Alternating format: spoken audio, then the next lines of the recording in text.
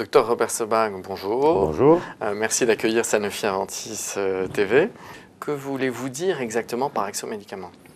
Quand on regarde, si vous voulez, la réalité des problèmes de santé dans le monde, en particulier dans les pays du Sud et dans les pays émergents, on s'aperçoit que 70-80%, peu importe, en tout cas c'est un chiffre extrêmement important, n'ont pas accès à des médicaments de base qui existent. Donc il y a un problème moral, il y a un problème éthique, et l'industrie pharmaceutique n'est pas responsable de ce fait, mais c'est un acteur de la santé et elle peut essayer de faire quelque chose.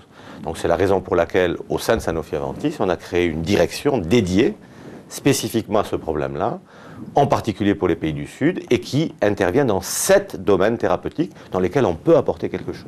Et les 7 domaines, c'est le paludisme, la tuberculose, la maladie du sommeil, les leishmanioses, et volontairement, nous avons choisi des maladies chroniques qui ne sont pas des maladies transmissibles pour dire que dans les pays du Sud, il y a aussi ce type de maladie, c'est l'épilepsie, maladie extrêmement qui exclut les populations, la maladie mentale, parent pauvre de la santé publique, alors qu'on a les mêmes taux dans le Sud ou que dans le Nord.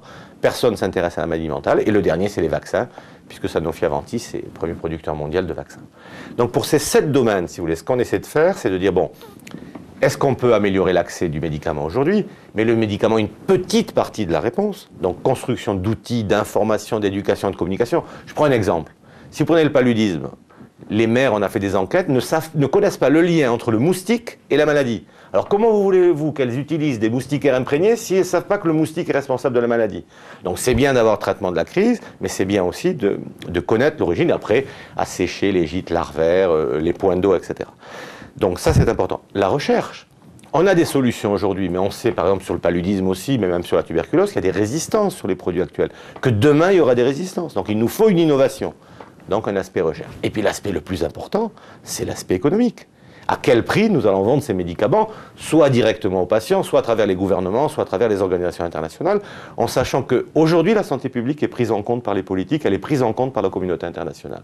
Donc dans ces 7 domaines, on a des solutions à apporter, extrêmement précises, en sachant que ce n'est pas du don de médicaments.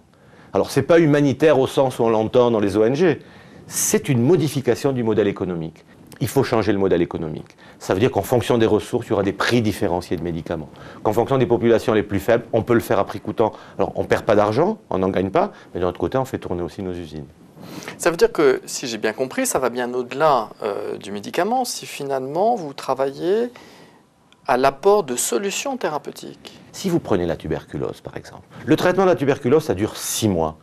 Comment vous allez être sûr, quand vous êtes au fin fond de l'Afrique du Sud ou du Burkina Faso, que les gens vont bien prendre leur traitement pendant 6 mois? Ça veut dire que vous pouvez avoir les médicaments gratuits disponibles si vous n'avez pas des gens qui vont vérifier, et on forme ces gens tous les jours, qui vont au domicile du patient pour vérifier qu'ils prennent bien leur traitement. Parce que la tuberculose, au bout d'1 mois et demi à 2 mois, alors que le traitement dure 6 mois, plus de fièvre, plus de tout, on est plus fatigué, on arrête. Vous êtes contagieux, vous êtes toujours contagieux, et vous créez des souches résistantes. Donc ce qui est extrêmement important, c'est l'observance.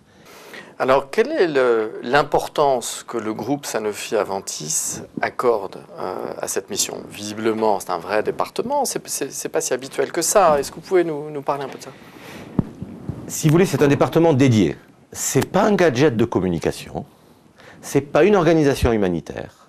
C'est une manière d'appréhender l'économie dans ces pays-là complètement différente. C'est 35 personnes ici qui travaillent, c'est 5 départements, donc on est une sorte de petite, comme disent les anglo-saxons, business unit. C'est-à-dire que moi j'ai un directeur médical, des affaires réglementaires, responsable industriel, responsable commercial, mais c'est la réponse aux appels d'offres internationaux sur les marchés publics, etc., etc. Comment mesurez-vous la valeur créée de vos programmes? Oh ben, la valeur créée, vous avez deux. Vous avez la valeur quantitative. Alors bon, ben, combien vous avez vendu de traitements, même sans profit, sans perte, à prix coûtant, concernant le paludisme.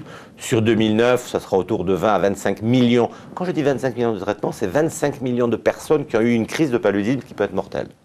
C'est important, ça. La maladie du sommeil, 5 ans, 110 000 traitements. 110 000 personnes traitées, ça veut dire quoi? C'est 110 000 vies sauvées. La maladie du sommeil, sans traitement, c'est la mort. C'est une maladie 100% létale. Eh ben, on est bon, on est mauvais, on est méchant, l'industrie, mais on a sauvé 110 000 vies avec le partenariat que nous avons avec l'OMS, avec les seuls médicaments qui existent, qui sont du groupe. En maladie mentale, au Maroc, on travaille sur une communauté pauvre de 100 000 personnes à Ben Slimane, c'est un accord signé avec le ministère de la Santé, pour lesquels vous avez 1% de la population qui est en psychose chronique, et pour lesquels on intervient sur des programmes d'éducation, mais également sur des médicaments, des neuroleptiques, pour essayer d'endiguer les crises de délire ou les crises productives de ces patients-là. Donc ça, c'est quantitatif. D'un point de vue qualitatif, si vous voulez, c'est ce que je vous rappelais, c'est comment l'industriel du médicament peut apparaître comme un partenaire. Il n'est pas simplement un fournisseur de médicaments qui vient, qui prend ses bénéfices et qui s'en va. C'est un acteur de santé publique. Et ce partenariat, il est obligatoire. On ne comblera pas, et je le répète sans arrêt, ce fossé entre le Nord et le Sud sans les industriels du médicament. Ils en sont conscients, les autorités en sont conscientes, et je crois que le temps de la polémique, il est terminé. Merci mille fois.